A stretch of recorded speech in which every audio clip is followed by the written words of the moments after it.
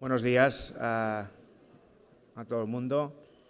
Son las 8:17, o sea que como el curso es denso, creo que vamos a empezar, aunque todavía hay gente entrando. Si vais tomando asiento, os lo agradezco. Si me pueden poner la primera diapositiva. En primer lugar, agradecer a la Junta, aunque sea tradición que el secretario saliente se encargue de la dirección del curso de posgrado, yo se lo quería agradecer específicamente. Agradecer, lógicamente, al patrocinador, a MSD, el hecho de poder realizar este curso de posgrado. Y únicamente a modo introductorio, recordaros que cuando se me encargó la dirección del curso, lo que hice fue revisar de forma exhaustiva los cursos de posgrado que habían tenido lugar en los años previos y pensé que, a pesar de que en la patología, a día de hoy, hay temas mucho más candentes que los que se presentan aquí, básicamente pues los cambios que todos conocéis en el campo de la hepatitis C, sí pensé que era una oportunidad para revisar algunas patologías que, no raras, pero poco frecuentes y que pueden ser difíciles a la hora de abordarlas por hepatólogos que no estén trabajando específicamente en esas áreas.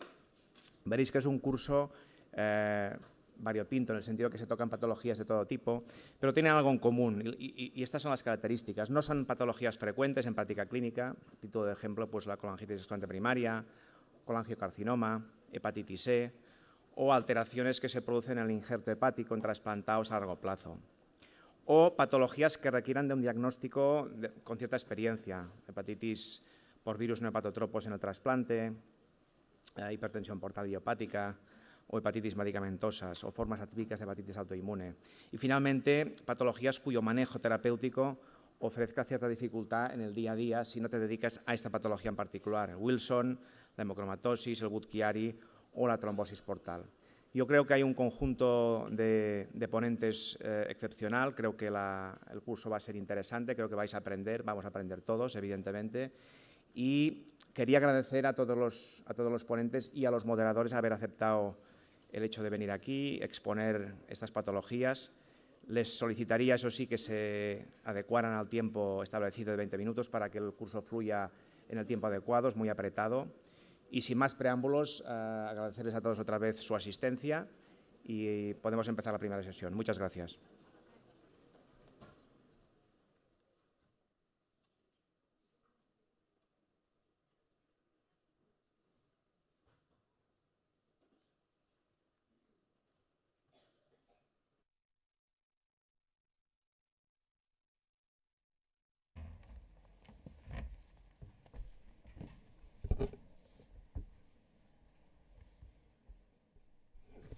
Hola, buenos días.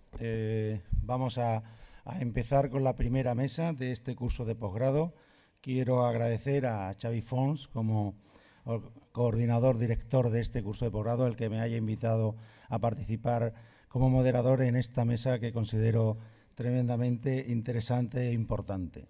La primera presentación correrá a cargo del doctor Miguel Bruguera, que como sabéis no necesita presentación, viene de Barcelona y, don Miguel, cuando quieras nos cuentas el estado actual de la enfermedad de Wilson. Gracias, Manolo, y gracias al comité organizador por darme la oportunidad de participar en este curso. Yo voy a tratar de una enfermedad que describió por primera vez este señor, que es Samuel Wilson, que era un neurólogo que hacía el doctorado en el King's College de Londres cuando encontró una serie de pacientes que tenían una serie de rasgos de enfermedad neurológica comunes y lo presentó como tesis y luego salió en un número monográfico del Brain en el 1911. No se sabía cuál era la causa y cómo se producía la enfermedad y mucho menos cómo tratarla. Pero hoy día sí sabemos lo que es una enfermedad tratable y que es una enfermedad que cuesta de diagnosticar y pasa demasiado a menudo desapercibida. Y esto es lo que justificó este editorial de un clínico norteamericano en la que señalaba que no hacer el diagnóstico de una enfermedad progresiva y fatal que es tratable es dramático y es algo que deberíamos evitar para el bienestar de nuestros pacientes. Hoy sabemos que el Wilson es una enfermedad genética debido a la incapacidad que tiene el hígado de eliminar el cobre que le llega procedente de los alimentos y que se ingiere y que se absorbe, en una cantidad superior a la necesaria para fabricar hematíes y la celuloplasmina. Y este cobre se acumula en el hígado porque no puede ser eliminado por la bilis. Y esto ocurre porque hay en esta enfermedad una mutación del gen que codifica la síntesis de una proteína transportadora dentro de las células que capta el cobre que llega por los sinusoides al hígado y lo debe llevar hasta el aparato de Golgi a punto para ser excretado por la vía biliar. Y luego lo transporta también al retículo endoplásmico rugoso, donde se combina con la apoceluloplasmina para fabricar celuloplasmina, que es liberada al plasma.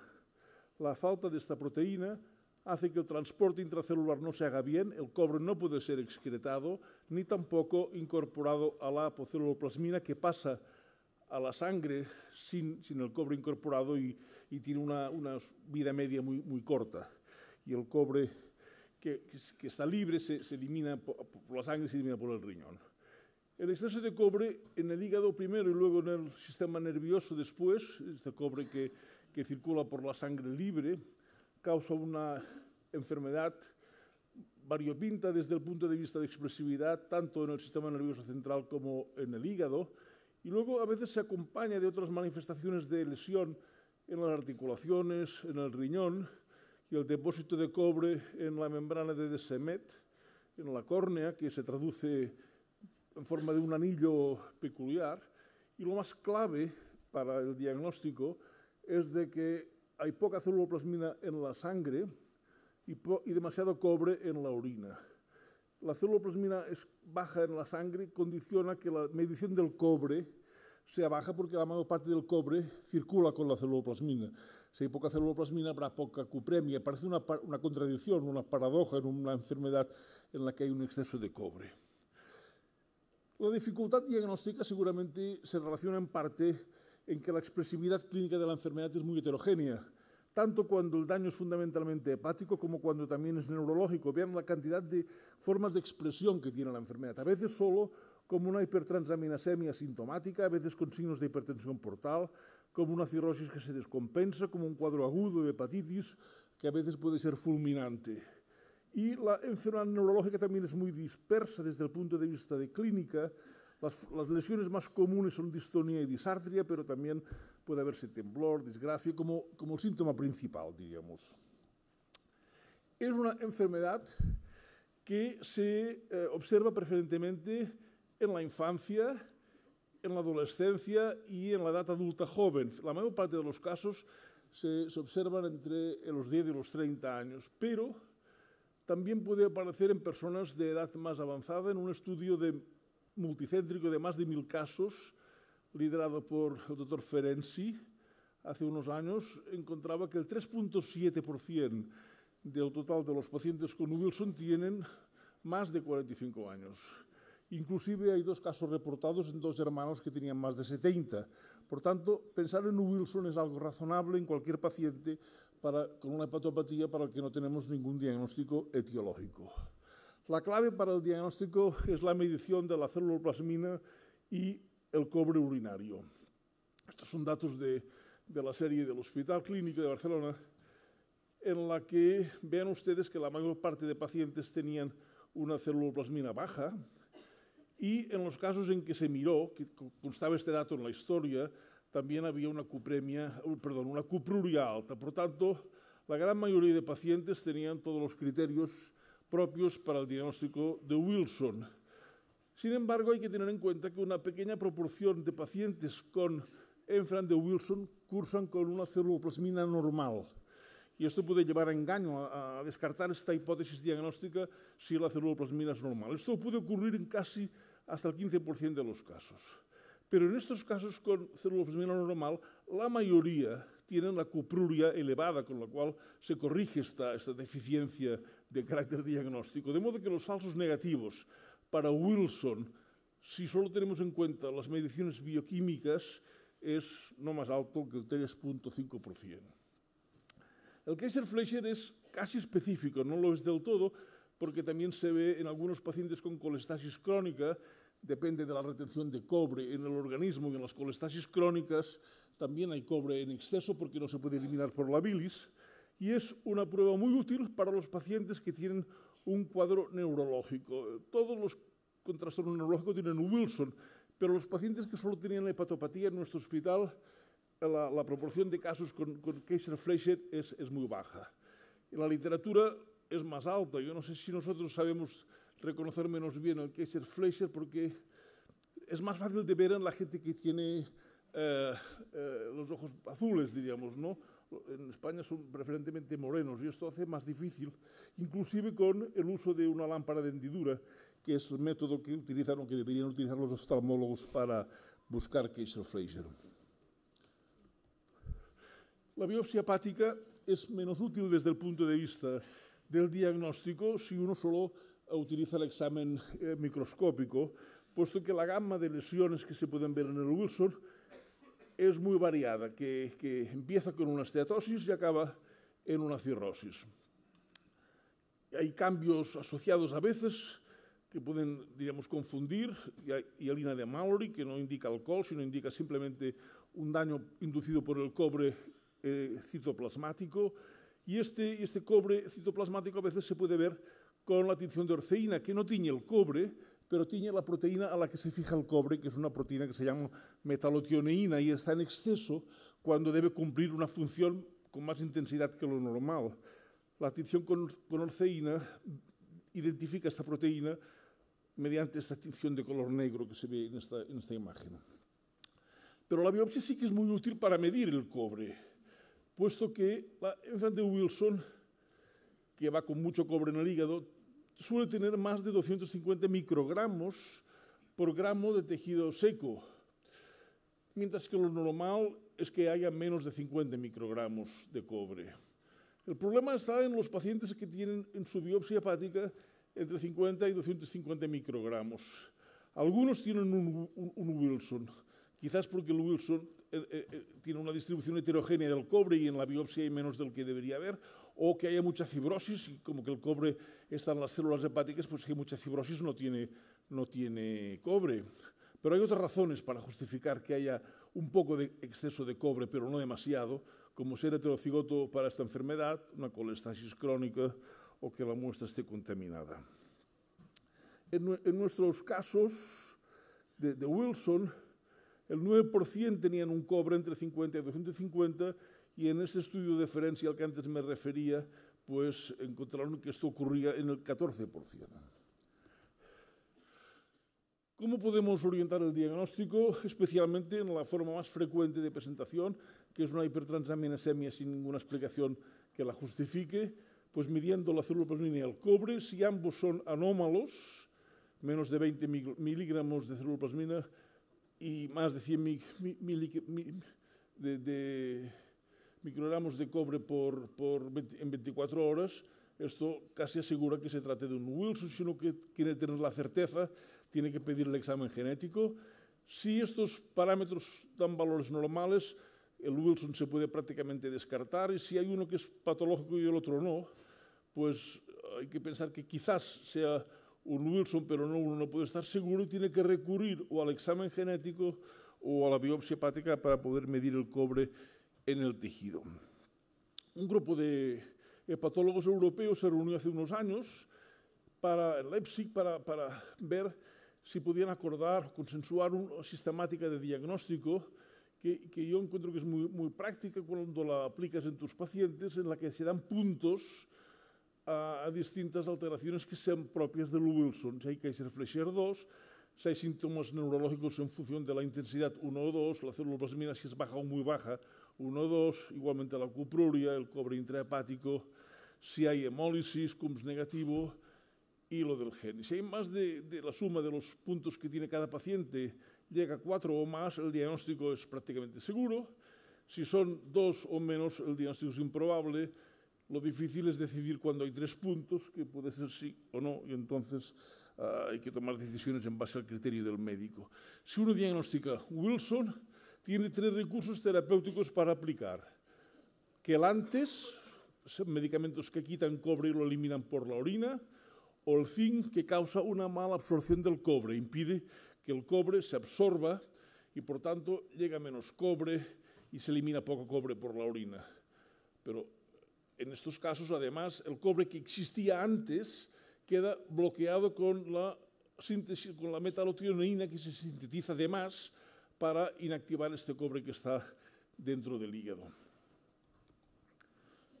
¿Cómo hay que hacer el tratamiento? Según el fármaco, la penicilamina, como los demás medicamentos para el cobre, hay que darlos antes de las comidas, separado de 1 hora, idealmente. Y esto es un inconveniente para garantizar el cumplimiento, porque los pacientes se olvidan, es más difícil de recordar, y esto puede justificar que haya pacientes que no funcionen bien con la medicación porque no la siguen de un modo adecuado. Es conveniente subir lentamente la dosis a lo largo del tiempo hasta llegar a la dosis de mantenimiento, que debe ser 1000 o 1500, depende de la intensidad del daño, porque esto reduce, si se hace en un aumento gradual, las reacciones de hipersensibilidad al medicamento, que no son raras. Es clave comprobar el cumplimiento, y esto se hace midiendo la cupruria. Al ser un quelante, la penicilamina no tiene que conseguir que los pacientes eliminen mucho cobre por la orina. Esto indica que lo toman bien. Si la cupruria no es tan alta, quiere decir que no lo toman bien. Y no pararlo sin motivo, porque puede desencadenar una hepatitis fulminante. En los casos en que hayan efectos adversos, hay que cambiar de medicamento, que uno puede tomar otro quelante o pasar al zinc. Y los efectos secundarios son muy frecuentes. 1/4 parte de los pacientes nuestros tuvo problemas, algunos de los cuales graves. Por ejemplo, los pacientes que presentaron empeoramiento de sus síntomas neurológicos o la aparición de síntomas neurológicos que no tenían. Y inclusive otro caso grave fue un paciente que presentó un cuadro de insuficiencia respiratoria por fibrosis pulmonar que requirió un trasplante de pulmón.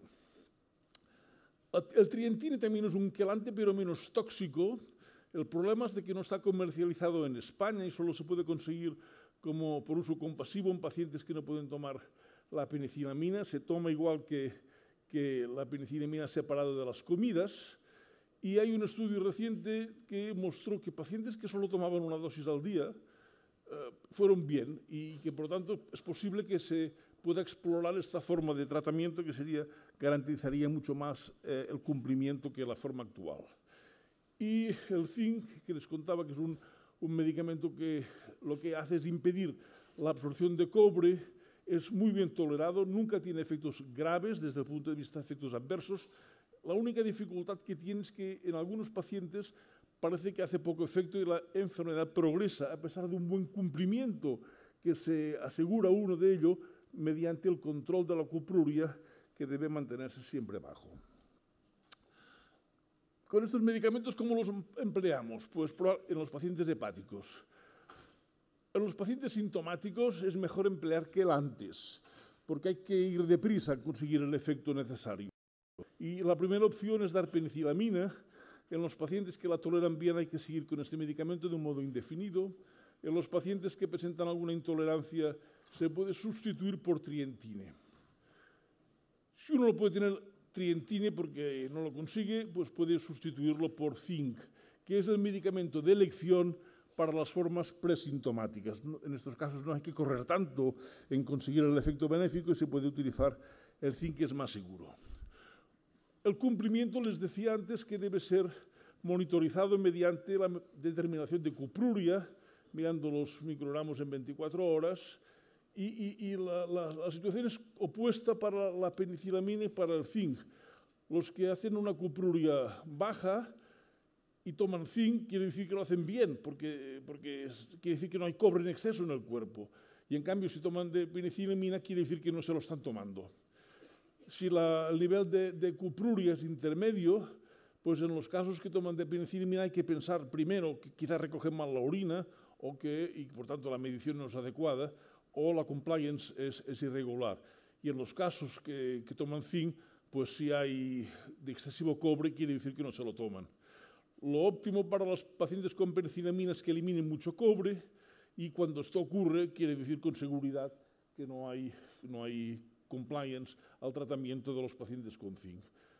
poco cobre en la orina tampoco es bueno, porque podría indicar que hemos expoliado en exceso a aquel paciente. Y esto es un síndrome que se acaba de describir hace pocos años, la depleción de cobre por zinc, que se ha visto solo en pacientes no con los pacientes que toman penicilamina, sino con zinc, que es un cuadro de polineuropatía sensitiva y motora, a menudo asociado a un cuadro de anemia macrocítica, y el examen, diríamos, de la médula ósea muestra que hay mielodisplasia, y también con hierro en el hígado, porque la falta de cobre induce una retención de cobre, de hierro excesiva.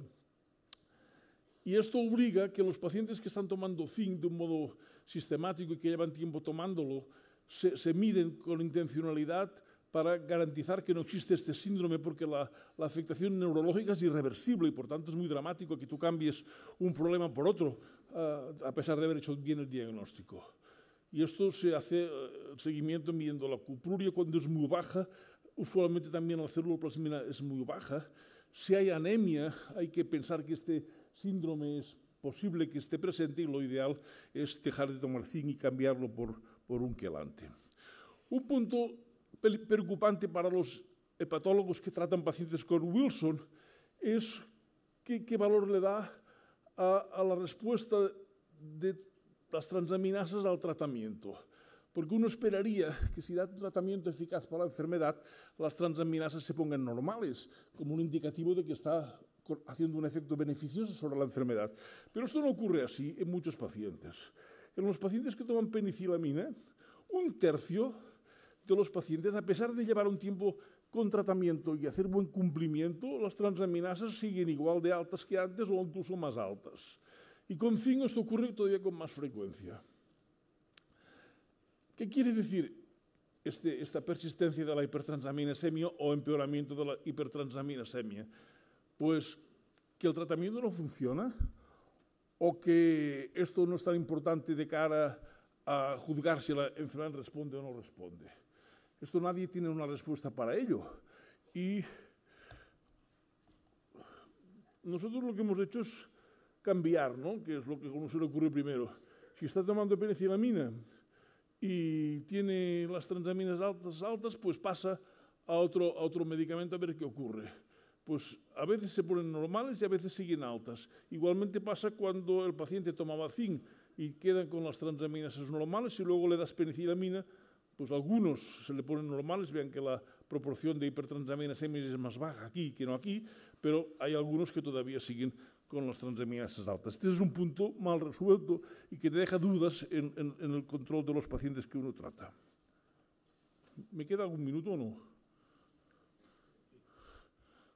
Algunos pacientes con enfermedad de Wilson, generalmente como primera manifestación, presentan un cuadro de insuficiencia hepática aguda grave. El Wilson corresponde al 5% de los casos de hepatitis fulminantes que se ven en un hospital donde hay una cierta especialización en el tratamiento de los pacientes hepáticos, y es una complicación muy grave que urge la práctica de un trasplante hepático. La sospecha de que ante una hepatitis fulminante se trate de un Wilson se basa en que a menudo hay una anemia hemolítica Coombs negativo y también a veces hay Kaiser-Fleischer, que esto es algo que uno puede buscar fácilmente. Es un punto que debe recordar que la mayor parte de pacientes que hacen hepatitis fulminante tienen histológicamente ya una cirrosis, por tanto uno puede encontrar alteraciones bioquímicas que sugieran cirrosis, por ejemplo, unas plaquetas bajas, y lo que más clave para el diagnóstico es que son pacientes que hacen un cuadro de insuficiencia hepática grave que va con pocas transaminasas y con muy pocas fosfatasas alcalinas, que es algo inusual o que nunca ocurre en los casos de hepatitis fulminante por tóxicos o por virus. En estos casos el trasplante hepático suele ir bien. Hay una experiencia bastante notable en esta situación. Estos son datos un poco antiguos, de los años 90, pero no hay una mejora ni tampoco un empeoramiento en los resultados de supervivencia en los pacientes trasplantados. Otro punto esencial es que cuando uno diagnostica a un paciente con Wilson tiene que mirar la familia para ver si encuentra algún otro caso asintomático que pueda beneficiarse de un tratamiento precoz, y para ello hay que mirar fundamentalmente los hermanos, También es bueno mirar a los hijos, sobre todo porque tranquiliza a los padres, aunque la frecuencia de casos en la segunda generación de pacientes con Wilson es muy pequeña. Y también pueden mirarse los primos. En la práctica basta mirar pruebas hepáticas y ceruloplasmina y cobre en la orina. Si todo es normal, razonablemente se puede descartar Wilson, no con toda certeza, pero casi con toda seguridad. Si alguno es anormal, hay que hacer más pruebas. Lo más seguro es hacer una biopsia hepática. Si uno tiene acceso a la genética y el paciente, el probando, tiene una mutación conocida, hay que buscarla en los familiares y si no, hay que secuenciar el gen. Con la biopsia hepática se puede resolver bastante bien midiendo la concentración de cobre estas dudas diagnósticas. En resumen, les querría recordar que la enfermedad de Wilson puede presentarse a cualquier edad, por tanto hay que sospecharla siempre que uno tiene un paciente sin haberlo diagnosticado, de una etiología muy definida. En los pacientes con enfermedad neurológica a veces no hay enfermedad hepática cuando aparece una paradójica. Primero se tiene que dañar el hígado y luego pasa el cobre a otros tejidos. Se puede hacer el diagnóstico de Wilson sin biopsia hepática, básicamente con la genética, pero si todas las demás pruebas son concluyentes, uno se puede ahorrar esta prueba. El anillo de Kaiser-Fleischer solo es común en la enfermedad neurológica. Un cobre inferior a 250, pero superior a 50 microgramos por gramo. Recuerden, no excluye el diagnóstico de Wilson. En el tratamiento el zinc es preferible porque tiene menos riesgos de efectos adversos, excepto en los pacientes con hepatopatía avanzada, en los que hay que dar penicilamina, hay que dar quelantes, y es fundamental un buen control de la leucoproria para monitorizar el tratamiento. Muchas gracias por su atención.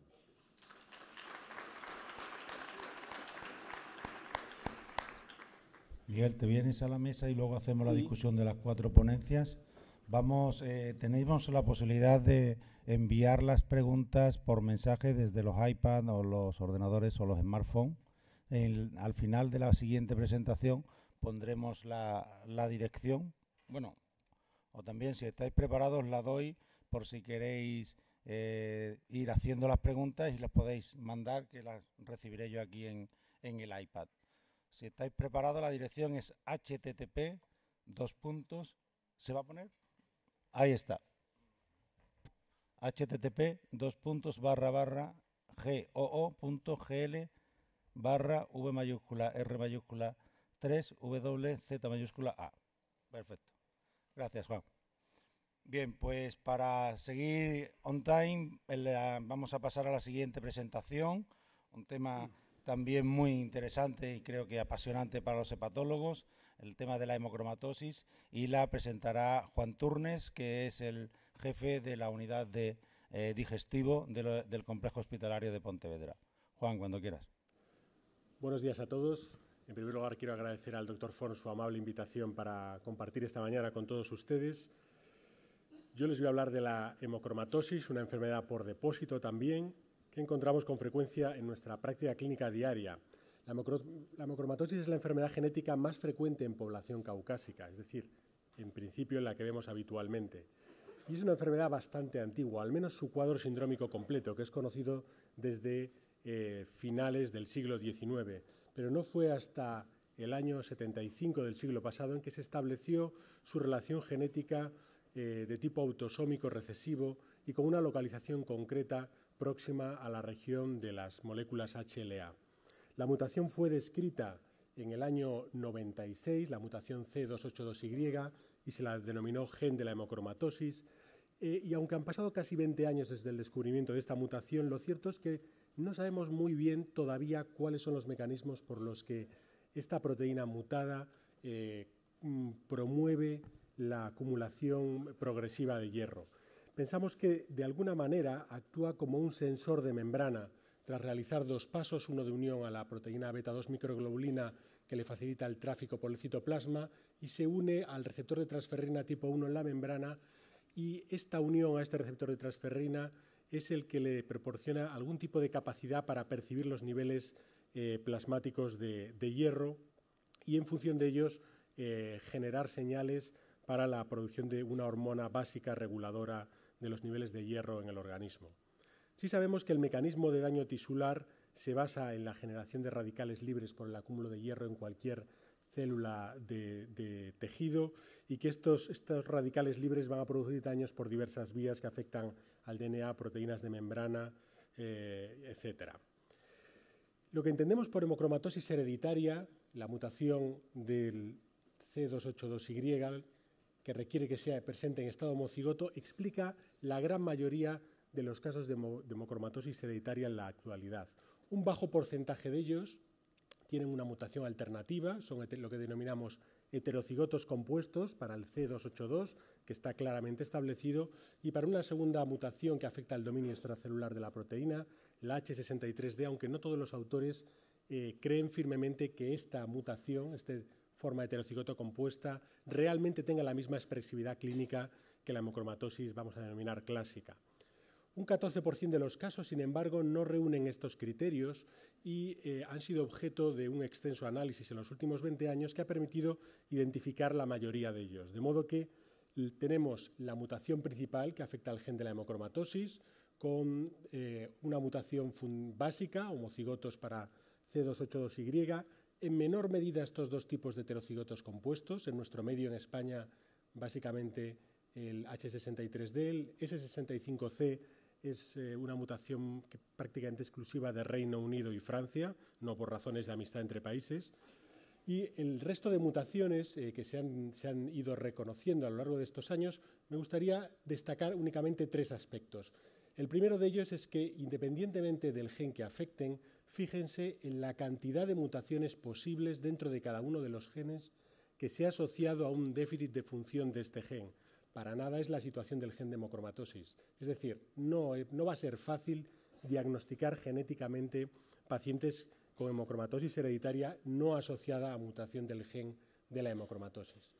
Además, la presentación clínica va a variar. Va a haber casos de hemocromatosis acelerada cuando afecta al gen de la hemojuvelina o de la propia hepcidina, y va a cambiar el órgano diana en el que va a producir el daño. En personas jóvenes habitualmente va a ser predominantemente daño cardíaco y daño endocrinológico, y en pacientes mayores con una carga progresiva de hierro más lenta, el hígado va a ser uno de los órganos diana específicos. Y una de las mutaciones tiene una herencia dominante, lo cual la convierte, a la mutación de la ferroportina, en el responsable más habitual de ese 14% que no estaban inicialmente identificados. La fisiopatología de la enfermedad, sin embargo, es común a todas estas mutaciones.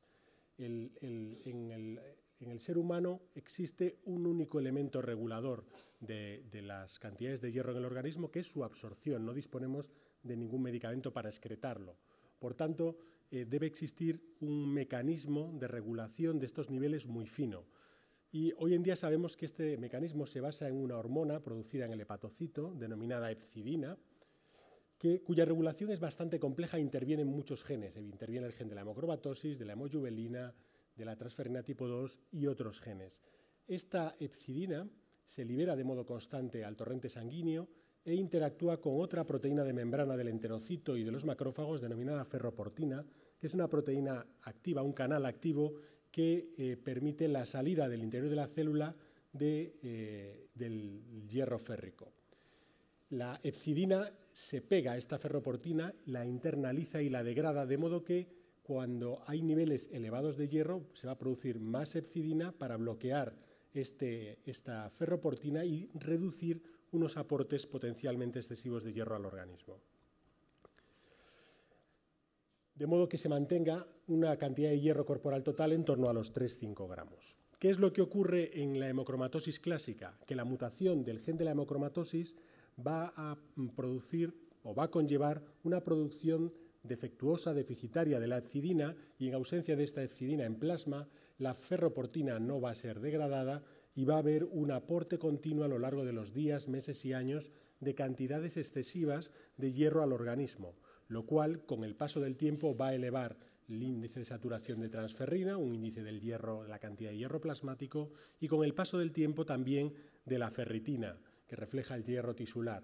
produciendo una acumulación de hierro corporal que llega a multiplicar por 4 o 6 veces las cantidades normales. En las formas de hemocromatosis no asociadas a la mutación del gen de la hemocromatosis podemos encontrar diferentes situaciones.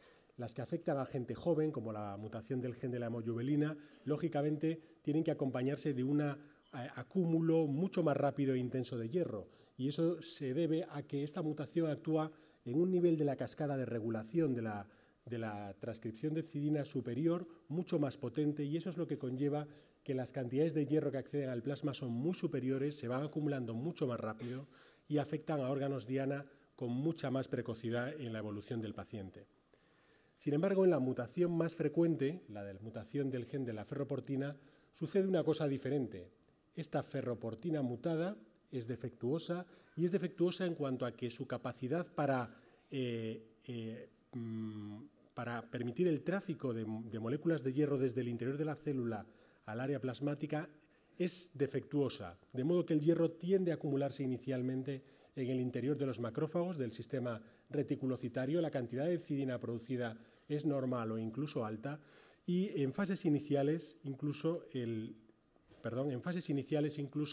la saturación de transferrina puede ser baja, o incluso pueden tener anemia ferropénica por esta saturación de transferrina baja, pero a largo plazo los niveles de hierro tisular siguen aumentando y finalmente aumenta también la transferrina plasmática.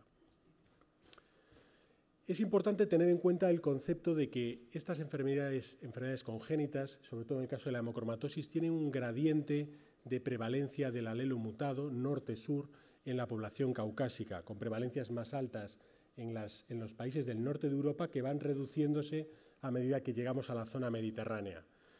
En el caso de España, la prevalencia de un alelo en personas seleccionadas al azar es de en torno al 3%, y la prevalencia de homocigotos de personas susceptibles de desarrollar la enfermedad es de tan solo un 0,3-0,4%. Por tanto, se trata de una enfermedad poco frecuente.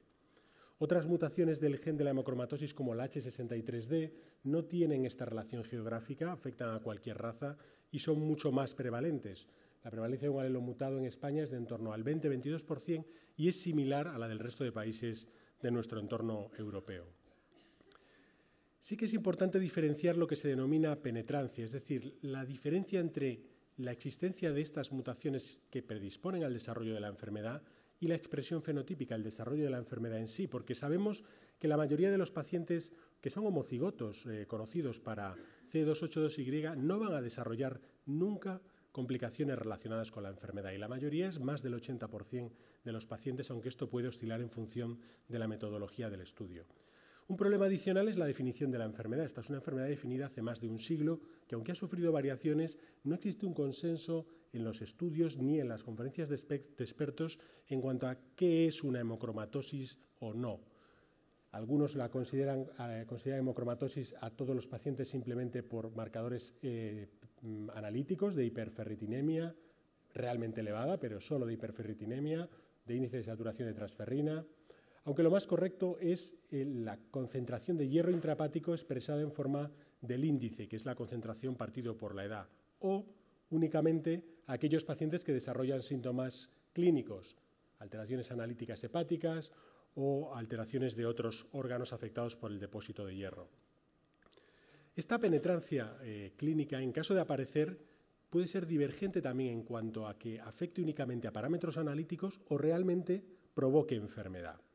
De diferentes estudios, y estos son datos en concreto de un metaanálisis de 10 estudios con metodologías diferentes en cuanto a la identificación de los pacientes, podemos apreciar cómo, además del gradiente esperable hombre-mujer, el índice de saturación de transferrina está uniformemente elevado en pacientes homocigotos, pero los niveles de ferritina presentan unos niveles sorprendentemente bajos para lo que cabría esperar. Bien es cierto que en algunos estudios esta elevación sube hasta el 75% en varones, 60% en mujeres y en otros estudios más bajos. Estos son los resultados del metaanálisis. Pero lo que sí que está claro es que incluso cuando se subselecciona pacientes que se les hace una biopsia, que se les hace porque se sospecha que hay enfermedad, con lo cual estamos sesgando la muestra para identificar pacientes más graves, en estos pacientes que sí tienen concentraciones intrahepáticas de hierro por encima de lo normal, la expresividad clínica en forma de hemocromatosis clínica es extraordinariamente baja, no tanto en varones, 28%, pero tan solo el 1% de las mujeres.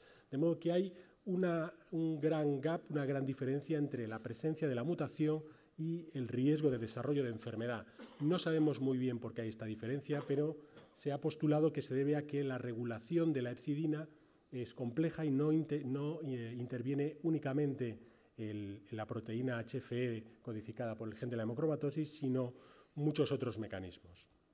Además, no solo existe la hemocromatosis hereditaria, o que podríamos denominar primaria, sino que también existen causas de hemosiderosis secundaria. Hemosiderosis, a veces utilizamos este término para definir concentraciones de hierro no patológicas, excesivas, pero que no causan enfermedad, pero también aquellas que pueden llegar a tener niveles similares a los de la hemocromatosis. Los casos más graves son aquellos ligados a enfermedades hematológicas con alteraciones de la producción de eritrócitos que se acompañan de anemia hemolítica, de transfusiones repetidas y de acúmulos de hierro secundarios desde edades muy tempranas. Son trastornos que llevan habitualmente los hematólogos y que están muy habituados a adelantarse al desarrollo de unos depósitos excesivos de hierro. La más frecuente de todas ellas es la talasemia mayor. Pero realmente en nuestro medio la causa más frecuente de un aumento de los depósitos de hierro son las enfermedades hepáticas, las hepatitis virales, la hepatopatía alcohólica y el síndrome metabólico. Un comentario adicional lo merece la porfiria cutánea, en la que se acumula hierro por varios mecanismos, pero entre otros porque en estos pacientes, por algún motivo, la prevalencia de homocigosis para C282Y es muy alta, entre el 9 y el 17%, de modo que en estos pacientes de entrada ya es aconsejable evaluar la mutación del gen cuando son diagnosticados de porfiria. Y algunos trastornos hereditarios mucho menos frecuentes también pueden ser causa de hemocromatosis secundaria. En la hemocromatosis secundaria el acúmulo de hierro puede ser por diferentes vías. En el caso de las enfermedades hematológicas como la talasemia, esta acumulación de hierro se debe a que los eritroblastos, ante una situación de estímulo continuo para producir eritrocitos, sintetizan hormonas que bloquean la producción de hepcidina porque a nivel de la médula ósea se requiere más hierro, aunque el hierro esté ya en exceso proveniente de la hemólisis permanente y de las transfusiones. De modo que esta reducción de la hepcidina plasmática promueve la permanente existencia de niveles plasmáticos de hierro elevado que acaban también depositados en los tejidos. En el caso de la anemia ligada a procesos inflamatorios, el mecanismo es distinto y se basa en que determinadas interleuquinas ligadas a actividades inflamatorias variadas, como la interleuquina 6, la interleuquina 1 o el interferón gamma, tienen una capacidad de estimulación de la producción de hepcidina. Esta estimulación de la producción de hepcidina es de tal calibre que produce un bloqueo de la ferroportina, sobre todo a nivel del sistema retículo endotelial, atrapando la ferritina en el interior del sistema retículo endotelial y provocando un progresivo acúmulo de ferritina en cualquier órgano en el que el sistema retículo endotelial esté presente, en el hígado, por ejemplo, a nivel de las células de Kupfer, pero también en el bazo, que es un órgano habitualmente no afectado por la hemocromatosis clásica.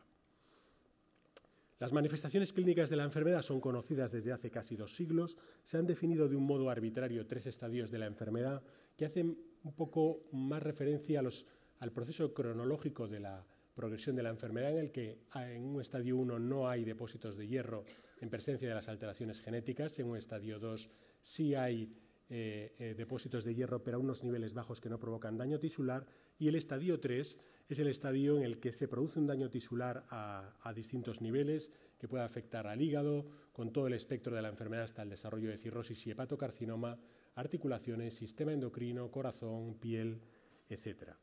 Hoy en día es relativamente infrecuente encontrarnos con enfermos, al menos en un estadio 3 florido. Disponemos de 4 herramientas diagnósticas básicas para el desarrollo de este trastorno, 3 de ellas analíticas y una prueba de imagen o histológica. En cuanto a las analíticas, son útiles porque nos permiten detectar prácticamente todos los enfermos, aunque tengan un elevado nivel de índices verdaderos positivos, y sobre todo son baratas. El índice de saturación de transferrina nos va a reflejar el hierro plasmático, es poco variable en función de otras situaciones del paciente, aunque al menos necesitamos confirmar la existencia de un índice elevado con 2 determinaciones consecutivas. El punto de corte puede ser conflictivo en función de las guías que se puedan consultar, pero oscila en torno al 45% para varones y mujeres o 45% para mujeres, 50% para varones. La ferritina sérica es un índice de hierro tisular muy poco fiable, puesto que se eleva en muchas otras situaciones, desde enfermedades primarias del hígado, patologías inflamatorias sistémicas, etc. Además, hemos visto que hay una gran variabilidad en cuanto a las ferritinas elevadas en pacientes homocigotos. Esta corresponde a las series publicadas en las que es más alta, pero recordemos que en el metaanálisis se situaba en torno al 30%. Y sí que hay un dato interesante, es que los pacientes con una ferritina mayor de 1000 nanogramos mililitro, que es una cantidad francamente elevada, que además tienen alteración de las transaminasas y una ligera reducción del recuento de plaquetas y además la mutación de C282Y, el 80% de estos pacientes van a tener ya una cirrosis hepática. La tercera técnica analítica es la detección de mutaciones del gen de la hemocromatosis, que en nuestro medio, aunque con frecuencia el laboratorio nos ofrezca también la posibilidad de determinar la S65C, es suficiente con estas dos. Va a gustos, pero esto sí tiene un coste significativo, no como la transferrina o la ferritina. Y por último, las pruebas dirigidas para determinar la concentración de hierro intrahepático. Clásicamente la biopsia, que nos permite determinar la concentración de hierro intrahepático en micromoles por gramo de tejido seco, y al dividirla por la edad nos proporciona un índice que es el punto de corte de referencia para considerar que esta sobrecarga de hierro es patológica.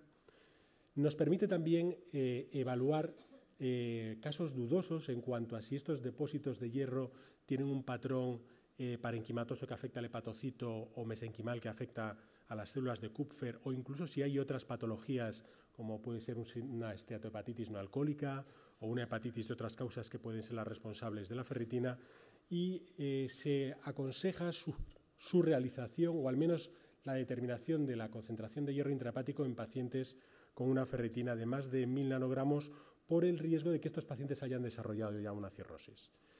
En la última década, la resonancia se ha impuesto como una técnica alternativa a la biopsia, interesante porque no tiene los riesgos bajos, pero los riesgos asociados a una biopsia hepática, y porque ha demostrado una excelente correlación, con índices de correlación que llegan al 0,98, para determinar la concentración de hierro intrahepático clínicamente relevante. La normalidad está entre 30 y 60 micromoles por gramo, y la resonancia permite determinar con gran fiabilidad cualquier concentración entre este rango. Además, nos va también a proporcionar información respecto al patrón de depósito del hierro. Por ejemplo, esto es un hígado normal en T2, que es la secuencia que se utiliza. Vean cómo es el patrón de imagen del hígado. Y esta es una paciente con hemocromatosis, con una concentración de hierro intrahepático de 190 micromoles por gramo, en el que el hígado está completamente negro. El bazo, sin embargo, es normal, es decir, tiene un patrón de concentración, de acúmulo de hierro intraparenquimatoso, típico, por ejemplo, de la hemocromatosis. En la mutación de la ferroportina, por ejemplo, el bazo lo veríamos igual que en el hígado. Lo que realizan los radiólogos es la selección de 5 puntos aleatorios, 3 en el hígado y 2 en los músculos paravertebrales, y en función del gradiente magnético en estos puntos, hay una fórmula que permite correlacionar este gradiente magnético con la concentración de hierro intrahepático con una gran precisión, de manera que permite obviar la posibilidad de una biopsia en muchos casos, y además es una técnica, esta resonancia en concreto, de las rápidas para los radiólogos, habitualmente en torno a 15 minutos.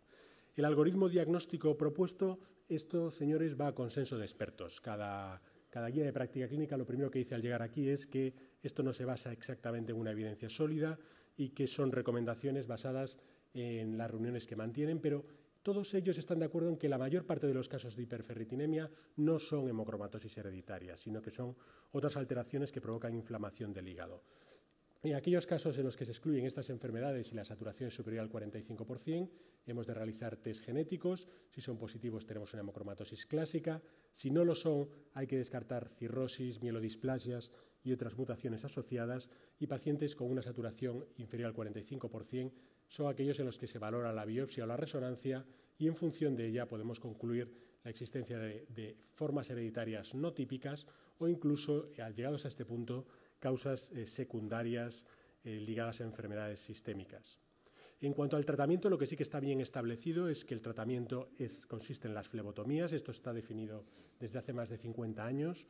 Y lo importante de las flebotomías son estas tres preguntas: ¿cuándo, cómo y hasta dónde? El cuándo está bien definido, que es no hay un nivel concreto, sino a partir de un paciente diagnosticado de hemocromatosis. En cuanto a la ferritina es anormal, más de 200 en mujeres, más de 300 en varones, se recomienda hacer flebotomías. En los casos de sobrecarga de hierro intrahepático no ligada a la mutación del gen de la hemocromatosis, va a depender de la concentración del hierro intrahepático. Y los casos de hemosiderosis secundaria, sobre todo de causa hepática, como síndrome metabólico, hepatitis C u otras, no está nada claro el beneficio que se puede obtener. Sí que es muy importante la intensidad con la que se realizan estas flebotomías. Se recomienda que sean semanales, hacer hemogramas previos a cada una de ellas para determinar si está desarrollando demasiada anemia, y niveles de ferritina de control cada 3 meses aproximadamente, lo que suele ser cada 10-12 flebotomías. El objetivo es lograr una ferritina por debajo de 50 nanogramos, y para esto hace falta realizar una cantidad de flebotomías muy importante, en torno a 30 para pacientes con más de 1000 nanogramos mililitro de ferritina. Es decir, el tratamiento es intensivo. Y este tratamiento carece de riesgo, salvo en determinados casos en los que hay afectación miocárdica de la hemocromatosis, en la que las primeras sangrías pueden movilizar mucho los depósitos de hierro y provocar que en sangre se eleven niveles de hierro no ligado a transferrina, que son peligrosos. Los beneficios de la flebotomía, son a varios niveles. Se ha demostrado que reduce la fibrosis hepática cuando se hace intensamente. Esto es una cohorte en la que se llegaron a extraer 17 gramos de mediana de hierro en los pacientes. Los pacientes F3, 2/3 de ellos representaban una reducción de la fibrosis, y casi la mitad de los pacientes cirróticos. Y la clave nuevamente es la intensidad con la que se realizan las flebotomías. Cuando se consideró no adecuado las flebotomías, no adecuado porque la pérdida de hierro fue pequeña, de tan solo 4 gramos, la supervivencia de los pacientes en una cohorte de hemocromatosis clásica, de verdad, de enfermedad que afecta a múltiples órganos, es muy inferior a la de aquellos pacientes en los que las flebotomías se realizaron correctamente. Los pacientes, ¿cómo valoran esta técnica, que para nosotros es sencilla y poco costosa? La valoran bien en cuanto a su eficacia. Esto es un estudio relativamente reciente, pero les resulta una técnica cansada porque tienen que venir al hospital, tienen que dedicarle un tiempo, afecta a sus niveles de vida y tienen percepciones negativas respecto a los accesos venosos y a cosas que a veces nosotros no valoramos, como el hecho de que en muchos países la sangre se tira, y esto, psicológicamente les afecta. Y una parte de los pacientes, aproximadamente una quinta parte, preferirían otro tratamiento. Hay una técnica alternativa no disponible en todos los centros y más costosa, que es la eritrocitoaféresis, que básicamente lo que permite es extraer el doble, el triple de cantidad de hierro por sesión y reducir el número de sesiones. Y por último, 2 comentarios breves respecto a los quelantes del hierro, que son fármacos que nosotros como hepatólogos en principio deberíamos usar con muy poca frecuencia. Son fármacos que utilizan básicamente los hematólogos, porque afectan a enfermedades hematológicas en las que se produce un gran acúmulo de hierro relativo a la cantidad de transfusiones que reciben estos pacientes y a la hemólisis, que también produce un acúmulo secundario de hierro tanto en tejidos como en sistema retículo endotelial.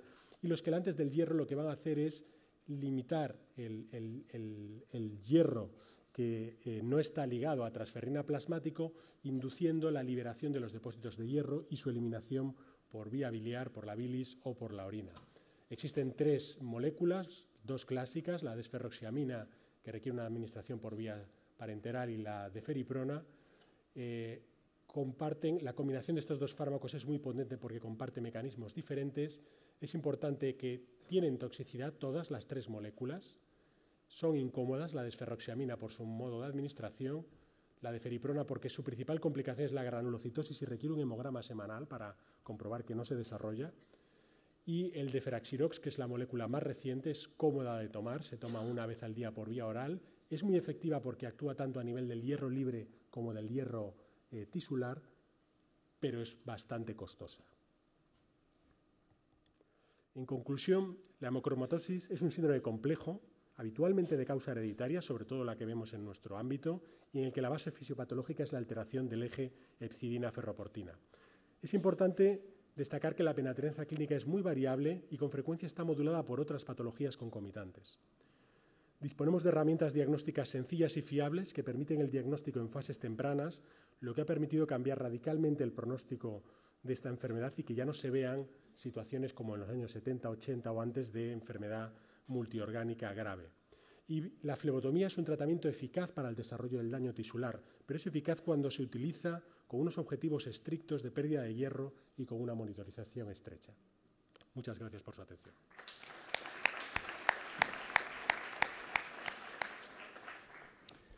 Gracias, Juan. Te sientas por aquí, por favor. Bueno, pues seguimos con la próxima presentación. Vamos regular de tiempo con lo apretado y lo denso que es este curso de posgrado, así que, Susana, te ruego te ajustes al máximo. Si puedes ahorrar algo como Fernando Alonso, mejor. Intentaremos. Susana Seijo es gallega, como Juan Turnes, formada y desarrollada en el Clínico de Barcelona y viene desde el King's College de Londres para presentarnos la trombosis portal en el cirrótico. Gracias, Susana, cuando quieras. Gracias. Antes de comenzar, quería dar las gracias a la Asociación Española y al Dr. Fors por su invitación a participar en este curso. En los últimos años existe un mayor reconocimiento de la trombosis portal en la cirrosis y esto se debe fundamentalmente a un mayor interés por parte del clínico y a una mejora en las técnicas de imagen. Pero cuando detectamos una trombosis portal en un paciente cirrótico, la primera pregunta que debemos hacernos es si esta trombosis portal es tumoral o no tumoral. Y esto es importante ya que son dos entidades completamente diferentes que tienen unas implicaciones pronósticas y terapéuticas completamente diferentes. Y yo hoy haré referencia exclusivamente a la trombosis portal no tumoral en la cirrosis. La trombosis portal en la cirrosis es un evento relativamente frecuente, la prevalencia es variable y esto depende de la técnica de imagen utilizada y la característica de los pacientes incluidos. Generalmente la prevalencia está entre un 5 y un 25% si excluimos los pacientes con hepatocarcinoma y la técnica de imagen utilizada es la ecografía abdominal. Además, la prevalencia varía en función del estadio de la enfermedad. Como veis, es muy baja, un 1% en cirrosis compensada y, sin embargo, puede llegar de un 5 a 26% en pacientes con cirrosis descompensada o peor función hepática o pacientes candidatos a trasplante hepático. En cuanto a la incidencia anual, esta se sitúa entre un 7 y un 19%, la media es un 16%, que además coincide con la incidencia descrita en el único estudio prospectivo en este tema, que es el estudio de Zoco. Los factores involucrados en el desarrollo de la trombosis portal en la cirrosis pueden resumirse en los factores que componen la tríade de Virchow, que son factores locales o éstasis venoso, disfunción endotelial y el tercero, que es un estado hipercoagulante. Con respecto a los dos primeros, en la cirrosis existe una disfunción endotelial y tanto una cirugía abdominal previa como un tratamiento endoscópico previo son factores que se han descrito como factores de riesgo de desarrollo de trombosis portal. En cuanto al éstasis venoso, en la cirrosis existe una vasodilatación espláncnica y una resistencia intrahepática al flujo, lo que condiciona que exista un éstasis venoso. Y esto, en este sentido, un estudio de hace unos años ha mostrado que los pacientes que tienen una velocidad portal disminuida, entendida esta por debajo de 15 centímetros por segundo, es un factor de riesgo independiente para el desarrollo de trombosis portal. Bueno, y como he mencionado previamente, existe un tercer punto de la tríade de Virchow, que es el estado hipercoagulante. Durante mucho tiempo la cirrosis fue considerada como el paradigma de la enfermedad antitrombótica o la anticoagulante adquirida, y esto es porque existen una serie de alteraciones en la hemostasia, como son estas que aparecen aquí, una trombocitopenia, una disfunción plaquetaria y endotelial y un descenso en los factores procoagulantes que aparecen aquí o un déficit de vitamina K. Pero, sin embargo, también existen otras alteraciones del sistema hemostático que condicionan que exista un estado procoagulante en la cirrosis, como son niveles elevados de factor von Willebrand, que favorece la adhesión plaquetaria, o niveles elevados de factor 8, que es el único factor procoagulante que está elevado, o descenso en las proteínas anticoagulantes como la antitrombina, la proteína C o la proteína S. Es cierto que durante la mayor parte del tiempo de la evolución de un paciente cirrótico no existe una clara tendencia a unas complicaciones hemorrágicas o procoagulantes. Y esto se debe a porque hay un sistema, un equilibrio entre los dos sistemas, el anticoagulante y el procoagulante. Sin embargo, a medida que evoluciona la enfermedad y a medida que la función hepática empeora, este sistema se vuelve mucho más débil y este sistema puede romperse de forma más fácil. Y aparte pueden incidir otra serie de factores que pueden hacer que esta balanza se rompa en un sentido o en el otro. A nosotros lo que nos interesa es el escenario de la derecha, que es el desequilibrio procoagulante. Aparte de estas situaciones procoagulantes o estas alteraciones de la hemostasia procoagulantes de la cirrosis, pueden sobreañadirse otros factores. Se ha visto que en pacientes cirróticos con trombosis portal la prevalencia de enfermedades protrombóticas hereditarias como la mutación del factor 5 o la mutación del gen de la protrombina es más frecuente que en aquellos pacientes cirróticos sin trombosis portal. En cuanto al impacto de la cirrosis, bueno, primero destacar que en un paciente cirrótico que desarrolla trombosis portal, la trombosis portal suele ser asintomática. En el resto de los casos, bien la trombosis portal puede aparecer con dolor abdominal o bien debutar con una hemorragia por varices o con empeoramiento o aparición de ascitis. La trombosis portal también se ha descrito con otros eventos clínicos en la cirrosis, como por ejemplo un difícil control de la hemorragia por varices o un retraso en la erradicación en un paciente que está en programa de ligadura y aparte se ha asociado también con una mayor mortalidad. Sin embargo, todos los estudios que se han realizado y que han descrito estas asociaciones son estudios transversales, con lo cual es muy difícil saber si la trombosis portal es una causa de ese deterioro de la cirrosis, es decir, es una causa de que se desarrolle esa hemorragia por varices o la ascitis, o si por el contrario es una consecuencia más de esa cirrosis ya descompensada. La trombosis portal también tiene un impacto en el trasplante hepático. Primero, las trombosis portales muy extensas pueden llegar a contraindicarlo. Segundo, hay estudios que han descrito una asociación de la trombosis portal con un aumento de la morbilidad en el trasplante, entendida esta con un aumento de los requerimientos transfusionales o desarrollo de insuficiencia renal en el posttrasplante o incluso una mayor tasa de trombosis en el injerto. También se ha asociado la trombosis portal con un aumento de la mortalidad, pero si os fijáis aquí, los pacientes que tienen una trombosis parcial o una trombosis poco extensa del eje esplenoportal se comportan en cuanto a supervivencia de manera muy similar a aquellos pacientes sin trombosis portal. Sin embargo, pacientes con trombosis portal completas o trombosis extensas, la supervivencia en el posttrasplante sí que es inferior al resto de los pacientes, al menos durante el primer año. Por lo cual parece que el impacto de la trombosis portal en la supervivencia en el posttrasplante está ligada a la extensión de la trombosis. Bueno, sabemos que la trombosis portal es un evento relativamente frecuente, además es un evento relativamente también que tiene un impacto sobre la cirrosis, con lo cual, ¿cuáles son las opciones terapéuticas de la trombosis portal en la cirrosis? Bueno, la primera de todas es la abstención terapéutica y las otras alternativas son la anticoagulación, el TIPS o la trombólisis. Antes de plantearnos si podemos no tratar a un paciente con trombosis portal en la cirrosis, es importante saber cuál es la historia natural de la trombosis portal en la cirrosis, es decir, cuál va a ser la evolución, si todos los pacientes con trombosis o todas las trombosis van a progresar o si por el contrario podemos esperar que alguna trombosis vaya a recanalizar de forma espontánea sin ningún tratamiento. Bueno, en este respecto hay muy pocos estudios, hay muy pocos datos y lo que os voy a mostrar aquí son datos extraídos de unos pocos estudios. Las barras grises son las que representan pues una recanalización espontánea o bien una mejoría en la trombosis sin realizar ningún tratamiento. Y como veis, la recanalización espontánea va desde un 0% hasta un 45 o 50% de los casos, lo que es unos resultados muy variables. La diferencia quizá de los estudios es que estos primeros, el objetivo del estudio era evaluar la eficacia del tratamiento anticoagulante y lo que extraemos de aquí son el resultado de aquellos pacientes que no fueron tratados. Y en cambio, en los otros dos estudios, el objetivo principal era evaluar la evolución de las trombosis no tratadas. Lo que es importante de esto es dos cosas. Primero, que como veis, la mayoría de los pacientes, la mayoría de las trombosis que muestro aquí son trombosis parciales, prácticamente en 100% de los casos en alguno de ellos.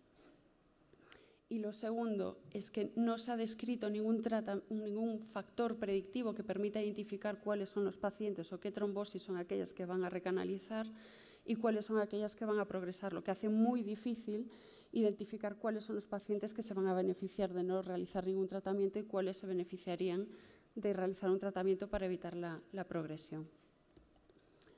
La anticoagulación es el tratamiento quizá más frecuente utilizado para el tratamiento de la trombosis portal en la cirrosis. El objetivo es, por supuesto, obtener la recanalización, pero también evitar la progresión a otros segmentos. Todo lo que tenemos de la anticoagulación en este momento se basa en series retrospectivas.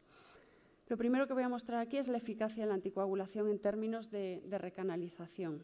La recanalización completa, que son las barras azules que veis aquí, se ha descrito entre un 35 y un 75%.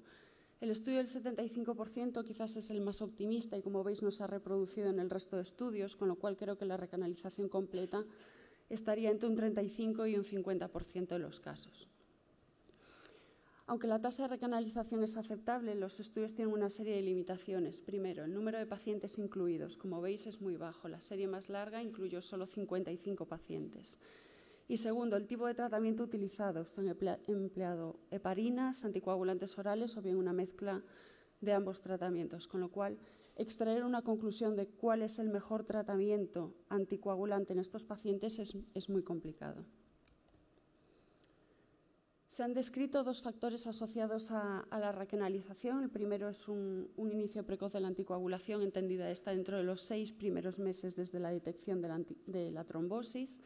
Y el otro es mantener la anticoagulación al menos 12 meses. Un estudio vio que mantener la anticoagulación de 6 a 12 meses aumentaba la recanalización en un 40%. Sin embargo, estos factores no se han validado en otras series, con lo cual hay que tomárselo con cautela. Y en cuanto a las complicaciones hemorrágicas, quizás es el factor limitante que hace que no tratemos de forma generalizada las trombosis portales con anticoagulación. Sin embargo, los estudios que acabo de mostrar previamente, el número de complicaciones descritas es muy bajo, en torno a un 5 o un 10%, y son las que veis aquí abajo. Querría destacar que, parte de estas complicaciones hemorrágicas, como veis aquí, son complicaciones de la hipertensión portal, con lo cual hace muy difícil saber qué parte de estas complicaciones se debe a la anticoagulación y qué parte se debe a la enfermedad hepática en sí misma. Lo importante es que las complicaciones descritas no fueron graves, no hubo mortalidad asociada al tratamiento y un único estudio describió un factor asociado al desarrollo de estas complicaciones hemorrágicas, que fue un nivel de plaquetas bajo. Bien, una vez que obtenemos la recanalización completa tras tratamiento anticoagulante y, por tanto, decidimos suspender el tratamiento anticoagulante, tenemos que esperar que existe una tasa de retrombosis de entre un 27 a un 38% de los casos. Bueno, esto es esperable, ya que los mecanismos fisiopatológicos que llevaron al desarrollo de la primera trombosis portal persisten, como es el estado hipercoagulante, la cirrosis o una disminución en el flujo portal. En estos casos podríamos plantearnos mantener una anticoagulación definida y podríamos entender esta como mantener la anticoagulación hasta el momento del trasplante en pacientes que están en lista de trasplante. O por el contrario, pacientes que no están en lista, pues realizar un estudio o un control exhaustivo con técnicas de imagen con el fin de detectar la trombosis si esta aparece. Aparte de lo que acabo de mencionar, parece que existen efectos beneficiosos de la anticoagulación más allá de obtener la recanalización de la vena porta. Este es un ensayo clínico realizado hace unos años con el objetivo de evaluar la eficacia de la enoxaparina en la prevención de la trombosis portal. Como veis aquí, el grupo de pacientes tratados con enoxaparina tiene una menor incidencia de desarrollo de trombosis portal, pero también presentaban menos eventos clínicos relacionados con la enfermedad hepática, tanto durante el periodo de tratamiento como el periodo de seguimiento. Y aparte, la supervivencia en el grupo tratado era superior. Con lo cual parece que la enoxaparina podría tener un efecto beneficioso sobre la enfermedad hepática más allá de la prevención de la vena porta.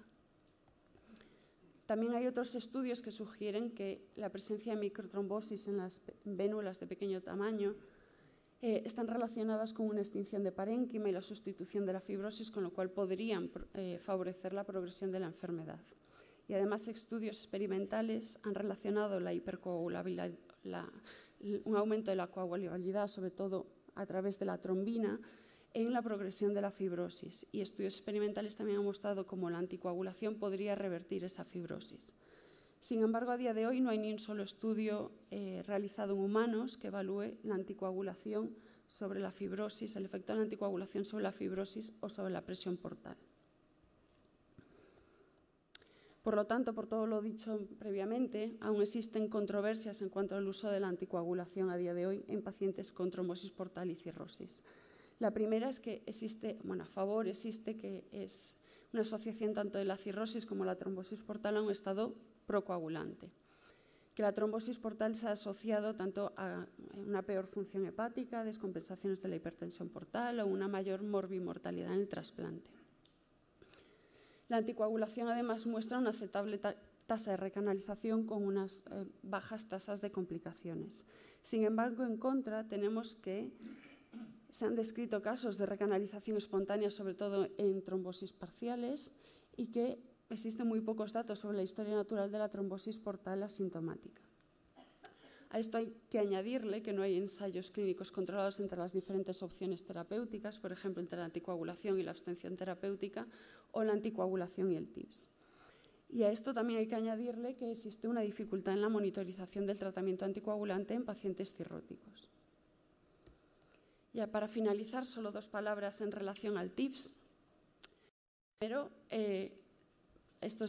la pregunta es, ¿el TIPS es posible en pacientes con cirrosis y trombosis portal? Bueno, estos estudios muestran la tasa de eficacia en la colocación del TIPS en pacientes cirróticos y con trombosis portal. Y como veis, esa tasa de éxito varía entre el 75 y el 100% de los casos.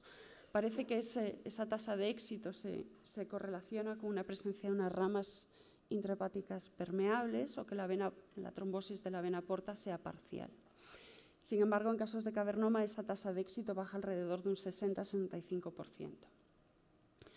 Lo que hay que destacar de estos estudios es que en la mayoría de los casos la indicación del TIPS fueron complicaciones concomitantes de la hipertensión portal y no tratar la trombosis portal en sí misma. Esta sola fue la indicación en el 2% de los casos.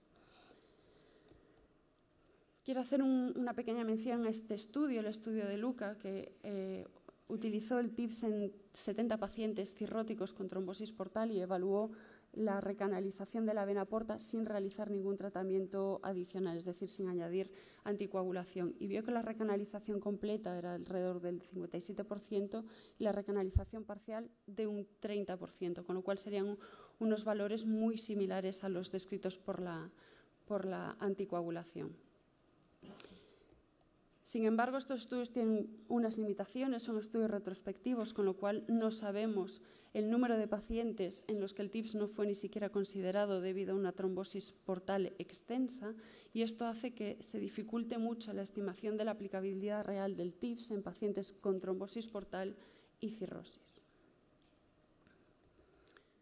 Por lo tanto, a la espera de estudios prospectivos o ensayos clínicos controlados, podríamos recomendar la anticoagulación en pacientes que son candidatos a trasplante hepático, que están en lista de trasplante, en aquellos en los que se constate una progresión de la trombosis o en los que haya un factor trombofílico subyacente. Por el contrario, podríamos plantearnos el TIPS en aquellos pacientes con complicaciones concomitantes graves de la hipertensión portal o en aquellos pacientes en los que existe una progresión de la trombosis a pesar de la anticoagulación. Y finalmente, solo decir, en relación a la trombolisis, existen muy pocos estudios, el tipo de pacientes incluidos son muy variables, el tipo de tratamiento y la vía de administración son muy heterogéneos, con lo que hace muy difícil extraer conclusiones, y por otra parte la tasa de complicaciones hemorrágicas es alta, alrededor de un 60%, y se ha descrito mortalidad asociada al procedimiento, por lo cual no hay evidencia en el momento actual para recomendar su uso.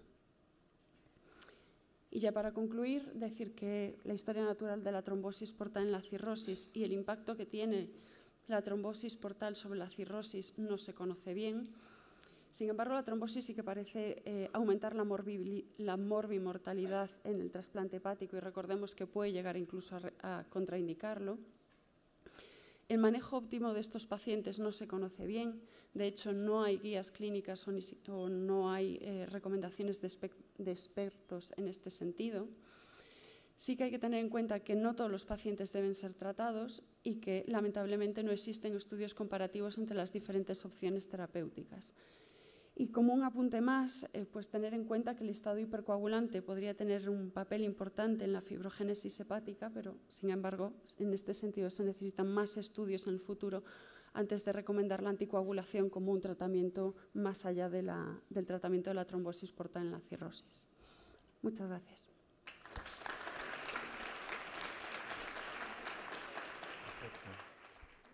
Bien, pues seguimos a paso ligero. Va a presentar la última ponencia el doctor Rafael Bañárez del Hospital Gregorio Marañón de Madrid sobre el manejo del síndrome de Buchiari. Rafa, cuando quieras. Gracias. Muchas gracias. En primer lugar, quería agradecer al doctor Xavi Fons por su amable invitación a presentar este interesante tema en este magnífico curso de posgrado. Bueno, el síndrome de Buchiari, como todos ustedes saben, es una enfermedad rara que tiene una presentación clínica heterogénea, cuyas consecuencias son potencialmente graves y que es el resultado de la obstrucción parcial o completa del drenaje venoso hepático, localizada en cualquier lugar comprendida entre las vénulas hepáticas y la aurícula derecha, excluyendo ambas, de tal manera que el síndrome de obstrucción sinusoidal no se contempla en el momento actual como parte del síndrome de Buchiari. Conceptualmente también se separa el síndrome de Buchiari en Buchiari primario, cuando es el resultado de la propia trombosis de los vasos hepáticos, y secundario, cuando resulta de la existencia de una compresión externa de cualquier naturaleza. Quisiera precisar un poco más algunos conceptos derivados de la existencia o de la consideración del Buchiari como una enfermedad rara. Esto condiciona claramente un conocimiento relativamente escaso de la presentación de la enfermedad. No existen estudios controlados, ni uno solo, en el síndrome de Buchiari, y lo que probablemente esto refleje es que se deberían concentrar recursos y experiencia para el tratamiento de este tipo de pacientes. Y por otro lado, su presentación es marcadamente heterogénea, de tal manera que esta enfermedad se puede presentar en forma de fracaso hepático fulminante, en forma de una forma, digamos, aguda de ascitis y hepatomegalia dolorosa, pero también se puede presentar como hepatopatía crónica de causa inexplicada, como enfermos con leve alteración de la función hepática y ascitis intratable, y en una proporción no despreciable de casos como pacientes asintomáticos, dependiendo todo ello de la extensión de la trombosis, de la velocidad de instauración de la misma y del grado de colateralización asociada al grado de trombosis, lo que indica muy claramente que es importantísimo aumentar el nivel de sospecha clínica para ser capaz de diagnosticar adecuadamente este tipo de enfermedad. ¿Cuál es la causa fundamental o las causas fundamentales del Buchiari? Antes de nada, mensajes concretos y conceptos claros. Los casos idiopáticos son muy infrecuentes y probablemente reflejen la incapacidad del conocimiento actual para diagnosticarlos o probablemente también la incapacidad de los centros para desarrollar una estrategia diagnóstica suficientemente intensa como para diagnosticar la enfermedad. Por otra parte, es importante destacar que en una proporción no despreciable de casos hay más de un solo factor etiológico y hay que extender, por lo tanto, el estudio etiológico a todas las posibles causas de desarrollo del síndrome de Buchiari. Y otro asunto conceptual muy importante es que es esencial el diagnóstico de la enfermedad predisponente, puesto que su historia natural también puede condicionar la evolución de la propia enfermedad hepática. Y, por tanto, estos tres aspectos son muy importantes. Y ahora sí, podemos poner la lista. Los síndromes mieloproliferativos, que son los que destacan fundamentalmente en cuanto a la proporción de casos que desarrollan Buchiari, la hemoglobinuria paroxística nocturna, trastornos trombofílicos como déficit de proteínas, el factor 5 Leiden, síndrome antifosfolípido primario, otras enfermedades, o la toma de anovulatorios o el propio embarazo. Lo importante en esta diapositiva fundamentalmente es la parte de la izquierda, mucho más que el detalle de todas las causas especificadas en la parte de la derecha. Otro asunto que es extremadamente importante en este sentido es que el desarrollo de hipertensión portal asociado al síndrome de Buchiari es capaz de modificar las características diagnósticas de la hematología convencional para el diagnóstico de Buchiari, de tal manera que estos enfermos tienen esplenomegalia e hiperesplenismo, lo cual puede modificar los criterios diagnósticos o la capacidad diagnóstica en enfermos con enfermedad síndrome mieloproliferativo, y por otra parte la hemodilución también produce expansión del volumen plasmático y modificar los criterios clásicos de diagnóstico hematológico. Por tanto, es muy importante que los centros sean capaces de trabajar adecuadamente hematólogos y hepatólogos para un diagnóstico específico y preciso de la enfermedad de base. Y es la segunda vez que comento a lo largo del día que la experiencia de los centros es muy importante para el diagnóstico y el tratamiento de estos pacientes. ¿Cómo hacemos el diagnóstico? Hay 3 elementos a considerar: el diagnóstico de la forma clínica y de la gravedad del cuadro, sobre lo que volveré más adelante, el diagnóstico de la presencia de obstrucción de las venas hepáticas y el diagnóstico de los factores etiológicos. Con respecto al diagnóstico de la presencia de obstrucción, la técnica de elección en el momento actual es la ecografía Doppler, que puede ser capaz de detectar o no visualizar las venas suprahepáticas, son filiformes o están ocupadas por un trombo. Puede aparecer un cordón fibroso que sustituye la vena suprahepática, se puede detectar la existencia de circulación colateral intra y extrahepática y, por último, se puede detectar la existencia de hipertrofia del lóbulo caudado o la existencia de una vena caudada de gran tamaño que tiene drenaje venoso independiente del resto del sistema venoso hepático. Por tanto, con una buena ecografía Doppler, el TAC y la resonancia probablemente solo necesiten utilizarse como técnicas confirmatorias y nos pueden demostrar con gran claridad la existencia de trombosis de la vena hepática, trombosis de la cava inferior o clara compresión de la vena cava inferior por la hipertrofia del lóbulo caudado. De tal manera que en el momento actual la técnica clásica que se utilizó para el diagnóstico de esta enfermedad, es decir, el cateterismo de venas suprahepáticas, no es una técnica que se debe utilizar habitualmente, si bien puede servir para confirmar el caso y puede servir también para realizar una biopsia hepática confirmatoria en alguno de los casos. Y es característica en esta enfermedad la existencia de un patrón en tela de araña asociada a la colateralización múltiple intrahepática para obviar el territorio trombosado. Después es importante realizar un diagnóstico preciso de los factores etiológicos. Es muy importante destacar la necesidad de realizar estudios genéticos que sean capaces de detectar mutaciones en el gen del JAK2, una mutación que confiere ganancia de función y un estado de estímulo constante de la eritropoyetina en los clones de la médula ósea. A veces es necesaria la realización de una biopsia en médula ósea, es necesario hacer técnicas específicas para el diagnóstico de hemoglobinura paroxística nocturna, análisis moleculares o funcionales de diferentes deficiencias genéticas o la adopción de un criterio clínico de sospecha y de diagnóstico de enfermedad de Behçet, síndrome antifosfolípido, etc. Lo importante aquí, insisto, es la realización de un estudio diagnóstico suficientemente amplio como para ser capaz de diagnosticar causas concomitantes, más de una causa asociada al desarrollo del síndrome de Budd-Chiari. ¿Cuál es el tratamiento de esta enfermedad? El tratamiento se basa en los pilares que se demuestran en esta diapositiva. En primer lugar, el tratamiento de las complicaciones de la hipertensión portal y de la enfermedad de base. El segundo es la anticoagulación. El tercero es la descompresión del territorio obstruido y el cuarto es el tratamiento de la insuficiencia hepática grave en forma de trasplante ocasionalmente. La primera pregunta que se debe hacer, y recuerdo que una proporción no pequeña de pacientes con Budd-Chiari son pacientes asintomáticos, es que si estos deben ser tratados. En principio, los pacientes asintomáticos son aquellos que han sido capaces de establecer una circulación colateral curativa, de tal manera que espontáneamente han desarrollado mecanismos de colateralización que obvian la existencia del drenaje venoso hepático, de la alteración del drenaje venoso hepático. Sin embargo, los pacientes, como decía anteriormente, presentan con mucha frecuencia trombofilia subyacente que se asocia al riesgo de retrombosis y descompensación, por lo cual en los pacientes asintomáticos se recomienda el tratamiento de la enfermedad de base, el mantenimiento de la anticoagulación y una vigilancia clínica estrecha para la evaluación crónica continua de estos pacientes. Sin embargo, lo que es muy importante destacar es que el tratamiento del síndrome de Budd-Chiari en el momento actual debe seguir una estrategia de tratamiento por pasos. El primero de los escalones de esta estrategia pasa por corregir la enfermedad de base y tratar los factores de riesgo, tratar adecuadamente las complicaciones de la hipertensión portal y monitorizar el desarrollo de hepatocarcinoma, sobre este punto volveré un poquito más adelante, y monitorizar el riesgo de transformación de la enfermedad de base. Y esta estrategia debe ser común a todos los pacientes. El siguiente escalón es la anticoagulación. El siguiente escalón es la evaluación y el tratamiento de obstrucciones cortas susceptibles de ser tratadas mediante angioplastia o la utilización de prótesis para paliar u obviar la obstrucción. El siguiente escalón es el TIPS cubierto y el siguiente escalón es el trasplante hepático en caso de no respuesta y en ausencia de contraindicaciones. Vamos a ir un poquito más allá en cada una de estas posibilidades terapéuticas. En relación con la anticoagulación, algunas preguntas relevantes. La primera es, ¿durante cuánto tiempo se debe mantener la anticoagulación en estos pacientes?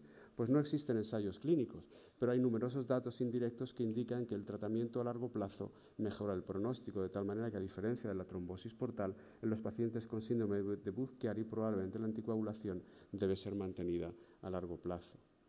¿Con qué fármacos y a qué dosis? Tampoco existen estudios en la literatura, pero es importante que probablemente se deba iniciar con tratamiento con heparina o heparina de bajo peso molecular para pasar posteriormente a tratamiento con fármacos antivitamina K, teniendo especial cuidado con la cifra o los valores de plaquetas, especialmente en pacientes tratados con heparina. La siguiente preocupación ¿es la anticoagulación segura en pacientes con enfermedad hepática grave? La información que existe en la literatura no es extraordinariamente abundante, pero hay un estudio muy relevante en la cual indica claramente cómo el riesgo de presentar complicaciones hemorrágicas graves es relativamente elevado, de tal manera que cerca del 50% de los enfermos pueden tener accidentes hemorrágicos graves asociados a la anticoagulación. Es importante destacar que en este estudio se pudo identificar que el riesgo de hemorragia se presentó en aquellos enfermos que recibían procedimientos invasivos y en aquellos enfermos que tenían marcada hipertensión portal. Por tanto, la recomendación es ajustar la dosis anticoagulante antes de los procedimientos y tratar adecuadamente las complicaciones de la hipertensión portal. ¿Hasta cuánto tiempo en monoterapia? Pues cuando volveremos sobre esto más adelante, mientras exista un control clínico adecuado o no aparezcan nuevos síntomas de progresión de la enfermedad. Y la siguiente pregunta, si yo hago un procedimiento agresivo como la colocación de un TIPS, ¿se debe mantener la anticoagulación posteriormente? Pues parece que sí, porque la supresión de la anticoagulación aumenta la incidencia de trombosis después del tratamiento con angioplastia o colocación de prótesis, de tal manera que sí que es absolutamente relevante el mantenimiento de la anticoagulación en pacientes con síndrome de Budd-Chiari. Yo no sé si se interrumpe a veces el sonido. Bueno. Que en relación con la descompresión del territorio obstruido, mediante la realización de técnicas de angioplastia o colocación de prótesis, se debe reservar a aquellos enfermos que tengan estenosis en uno o dos vasos, fundamentalmente uno, que sean cortas y que estas estenosis sean significativas hemodinámicamente. Aquí se puede apreciar cómo la realización de un procedimiento de angioplastia es capaz de anular la existencia del gradiente intravaso que existía en este caso concreto. La importancia de este tipo de procedimientos es que es de menor agresividad que otros procedimientos terapéuticos, es capaz de restaurar el flujo sinusoidal, pero es muy importante tener en cuenta en estos casos que la ubicación de la prótesis puede en un momento determinado comprometer la realización de técnicas de trasplante y por tanto se ha de ser cuidadoso a la hora de evaluar con rigor la colocación de los diferentes dispositivos que se utilicen en estos pacientes. Sin embargo, el acontecimiento más importante en los últimos tiempos en el tratamiento del Budd-Chiari probablemente sea la realización del TIPS. La revisión de este dato no es fácil, como más adelante comentaré, pero sí que quisiera hacer una consideración general. La primera es la importancia de la experiencia del centro. En algunos de estos pacientes es necesario realizar un TIPS directamente con punción desde la vena cava inferior y esto no es fácil y que el hecho de que no es fácil queda demostrada en este estudio de una unidad sumamente experimentada en la que se aprecia claramente cómo a lo largo del tiempo la posibilidad de realizar técnicamente el TIPS y la consideración de candidatos a TIPS mejora claramente a lo largo del tiempo, lo cual está claramente relacionada con la experiencia de los centros. Y la segunda circunstancia que queda meridianamente clara es que la prótesis que se debe utilizar en estos pacientes son prótesis cubiertas, al igual que en otras indicaciones de utilización de TIPS, puesto que se puede apreciar que los enfermos que reciben una prótesis cubierta tienen una incidencia de disfunción muy inferior a aquellos enfermos que reciben prótesis convencional. Con estas dos consideraciones generales, esta diapositiva y la siguiente representan algunas de las cohortes más representativas en las que se ha utilizado TIPS. No les pido que miren toda esta información, sí que presten atención a cómo han sido las características de estas series y la evolución de esos resultados a lo largo del tiempo. Todos los estudios son retrospectivos, excepto el estudio del doctor García Pagán, que resulta de un análisis retrospectivo de una cohorte prospectiva. Todos los estudios son de un escaso número de pacientes, excepto este excelente estudio que incluye 124 enfermos de una cohorte multicéntrica. Por tanto, son experiencias relativamente limitadas en relación con la utilización de TIPS. En segundo lugar, es curioso ver cómo a lo largo de los años se modifican las conclusiones de estos estudios. Inicialmente el TIPS se utiliza como una técnica eficaz como puente al trasplante y como tratamiento de rescate. Posteriormente se analiza si es el TIPS de elección cubierto o no cubierto, confirmando en estos estudios que el TIPS de elección es el TIPS cubierto. Posteriormente se modifica un poco la calidad de la eficacia del TIPS y se considera claramente que el TIPS tiene resultados excelentes en determinadas indicaciones y que proporcionan mejor supervivencia que los pacientes con tratamiento médico. Y finalmente, en las series más recientes se considera claramente que el TIPS es capaz de mejorar la supervivencia, que el trasplante solo debe reservarse los fracasos del TIPS, etc. ¿Qué cuestiones son relevantes hoy en el abordaje del tratamiento de esta enfermedad con una estrategia por pasos? La primera es determinar precozmente cuáles son los pacientes que, estando inicialmente anticoagulados, necesitarán precozmente tratamiento intervencionista. Y la segunda es si es posible determinar precozmente aquellos pacientes que van a tener una mala evolución con esta estrategia y van a necesitar trasplante. Existen datos en la literatura que son capaces de orientarnos de manera clara en este sentido. Probablemente el score más aceptable en este momento para la determinación de qué pacientes necesitarían precozmente tratamiento intervencionista sea la puntuación de Rotterdam, que utilizando un conjunto de sencillas variables es capaz de establecer 3 clases diferentes de gravedad, que discrimina claramente la evolución de los pacientes y, muy importantemente, la supervivencia de un determinado grupo, de una determinada clase, la clase 2, con o sin derivación portosistémica. Y en un estudio muy reciente, publicado por mi compañera de mesa, la doctora Seijo, hace unos meses, se pudo ver cómo efectivamente aquellos enfermos que pertenecían a las clases 2 y 3 de la puntuación de Rotterdam presentaban una muy baja probabilidad de librarse de un procedimiento intervencionista y probablemente en estos enfermos sea necesario adelantar la realización de este tipo de procedimientos. El problema de esta ecuación es que incluye la protrombina y estos pacientes están con frecuencia anticoagulados y en este mismo estudio la doctora Seijo estableció cómo un score sin utilizar la protrombina tenía una capacidad predictiva superponible al score de Rotterdam, permitiendo además establecer igualmente 3 clases de pacientes que permiten predecir con cierta precisión cuáles son los enfermos que van a tener necesidad de tratamiento invasivo o van a fallecer, permitiendo probablemente adelantar la decisión de realizar tratamiento intervencionista en estos pacientes. Y con respecto a la segunda pregunta, en el estudio que comentaba anteriormente del doctor García Pagán, pude identificar un score que era capaz de identificar muy claramente aquellos enfermos que podían tener mala evolución después de TIP, de tal manera que de los 8 pacientes que presentaron una puntuación superior a 7 en este score, 7 de ellos fallecieron. Y una vez más, la existencia del INR en las variables pronósticas puede dificultar la interpretación de esta puntuación. Igualmente, en el mismo estudio de la doctora Seijo se pudo validar un score sin la utilización de parámetros de la coagulación que tenía también una excelente capacidad discriminativa para predecir cuáles son aquellos pacientes que tienen mayor riesgo de muerte y en los cuales se podría considerar adelantar o ser más agresivo en la estrategia terapéutica. ¿Cuál es la aplicación global de esta estrategia por pasos? Y este también es un gráfico del paper de la doctora Seijo. Se puede ver cómo de la totalidad de los enfermos analizados en la cohorte multicéntrica europea del estudio ENVI, se pudo ver cómo cerca de la mitad de los enfermos no necesitaron tratamiento agresivo y la mayor parte de ellos evolucionaron favorablemente, pero una proporción no pequeña de pacientes requirieron una estrategia escalonada de trombolisis o angioplastia, TIPS, shunt quirúrgico o trasplante que, en definitiva, permite asegurar en estos pacientes una extraordinariamente buena supervivencia, de tal manera que los enfermos globalmente presentan una probabilidad de supervivencia en torno al 80% a los 3 años del diagnóstico. Termino haciendo unas leves consideraciones acerca de la existencia de nódulos hepáticos en el síndrome de Budd-Chiari. Es un hallazgo que es muy frecuente. Sin embargo, es muy importante destacar que estos nódulos tienen un comportamiento o son generalmente benignos y habitualmente corresponden a zonas de hiperplasia regenerativa asociadas a los trastornos isquémicos propios del Budd-Chiari, como pueden apreciar en estas imágenes macroscópicas y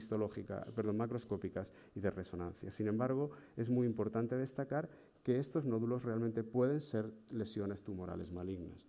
Existen diversos estudios asiáticos y europeos. Este es el único estudio europeo publicado en el que se analiza con rigor cuál es la característica de los pacientes con Budd-Chiari y nódulos hepáticos. Como se puede apreciar en este estudio, 43 de una cohorte de 97 pacientes con un seguimiento de más de un año presentaron nódulos hepáticos. Es muy interesante destacar cómo la alfa-fetoproteína en este conjunto de pacientes con Budd-Chiari parece tener una capacidad discriminativa para el diagnóstico de hepatocarcinoma superior a la observada en otras formas de enfermedad hepática crónica, de tal manera que de los enfermos con una alfa-fetoproteína superior a 15, los 8 que tenían este valor presentaban realmente nódulos de hepatocarcinoma con una proporción mucho más baja en aquellos enfermos que presentaban niveles de alfa-fetoproteína inferiores a 15. En cualquier caso, lo que este estudio determina es que la incidencia de desarrollo de hepatocarcinoma es similar a otras formas de hepatopatía crónica y, por tanto, se debe establecer un adecuado seguimiento en estos pacientes para el desarrollo de hepatocarcinoma. También es muy importante destacar que parecen asociarse al riesgo de hepatocarcinoma en pacientes con Budd-Chiari, el sexo masculino, la causa, la mutación factor 5 Leiden en estos enfermos y, muy importantemente, la obstrucción concomitante de la vena cava inferior. Y por último, para terminar, quisiera destacar que el síndrome de Budd-Chiari es una enfermedad rara que puede generar alteración hepática grave y que debe considerarse en cualquier paciente con disfunción hepática, especialmente si existen enfermedades protrombóticas que deben ser siempre extensamente analizadas. El diagnóstico de imagen es el diagnóstico de elección en el momento actual y que el tratamiento escalonado es esencial para mejorar el pronóstico de estos pacientes. Por último, desde mi punto de vista, creo que los pacientes con esta enfermedad deben ser sin duda tratados en unidades de referencia que sean capaces de concentrar las habilidades diagnósticas y terapéuticas adecuadas para el tratamiento de estos pacientes. Muchas gracias.